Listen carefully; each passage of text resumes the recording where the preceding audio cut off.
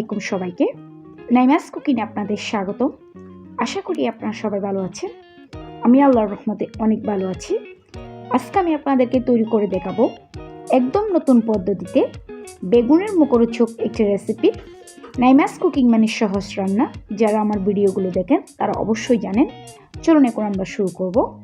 রেসিপিটি তৈরি করার জন্য এখানে আমি 4টা মিডিয়াম সাইজের আলু ডুবো ডুবো করে কেটে সামান্য লবণ আর হলুদ দিয়ে ভেজে নিচ্ছি। সেমভাবে আমি এখানে 4টা বেগুনকে প্রথমে কোষা ছাড়িয়ে নিয়েছি, এরপর ডুবো ডুবো করে কেটে নিয়েছি। সামান্য লবণ আর হলুদ গুঁড়া দিয়ে এগুলোকে ভেজে নিচ্ছি। আলু আর বেগুন কাটাটা কোনো কারণে আমি দেখাতে পারিনি, কোনো কারণে ভিডিওটা স্কিপ হয়ে গেছে, তার জন্য সরি। আমি একই হাঁড়ির মধ্যে আরও সামান্য তেল দিয়ে 2টা পেঁয়াজ কুচি দিয়ে প্রথমে পেঁয়াজটাকে হালকা একটু নরম করে নিয়েছি। এরপর দিয়ে দিচ্ছি 1 চামচ আদা রসুনের পেস্ট। আদা রসুনের পেস্টটা দেওয়ার পরে পেঁয়াজ আদা রসুন এটা ভালোভাবে আমি ভেজে নিয়েছি। এর মধ্যে সামান্য পানি দিয়ে দিচ্ছি যাতে পেঁয়াজটা পুড়ে না যায়। এখন আমি এর মধ্যে দিয়ে দিচ্ছি স্বাদ মতো লবণ, 1/2 চামচ হলুদ গুঁড়া, 1 চামচ ধনে গুঁড়া, 1 চামচ লাল মরিচের গুঁড়া, 1/2 চামচ জিরা গুঁড়া।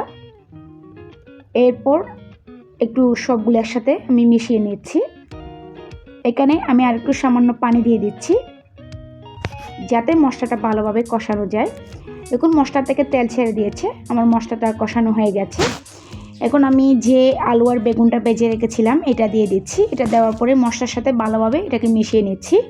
আপনারা এই পর্যায়ে চাইলে একটা টমেটো কুচি দিতে পারেন, আমার ছিল না সেজন্য আমি দিইনি। টমেটো কুচিটা দিলে ফ্লেভারটা আরও ভালো আসবে। 3 থেকে 4টার মতো কাঁচামরিচ একটাকে 2 টুকরো করে এগুলো দিয়ে দিয়েছি। 1 কাপ পানি দিয়ে আমি 10 মিনিট ঢাকা দিয়ে রান্না করে নিয়েছি। আলু আর বেগুন আগে আমি ভেজে রেখেছিলাম, সেজন্য বেশিক্ষণ সিদ্ধ করার প্রয়োজন নেই। বেশ কিছু ধনেপাতা কুচি দিয়ে দিয়েছি। লবণের আমার প্রয়োজন ছিল না সেজন্য আমি লবণ দিইনি। ঢাকা দিয়ে আরও 10 মিনিট চুলায় রেখেছিলাম।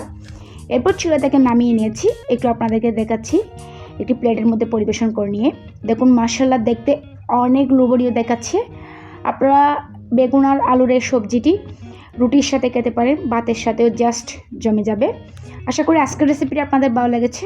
আশা করি আপনারা বাসায় ট্রাই করবেন।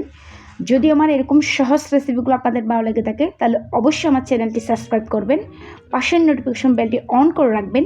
যখন আমি নতুন কোনো ভিডিও আপলোড করব তখন সাথে সাথে আপনাদের কাছে নোটিফিকেশনটি পৌঁছে যাবে।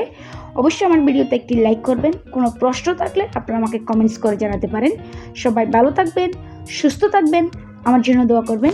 আল্লাহ হাফেজ।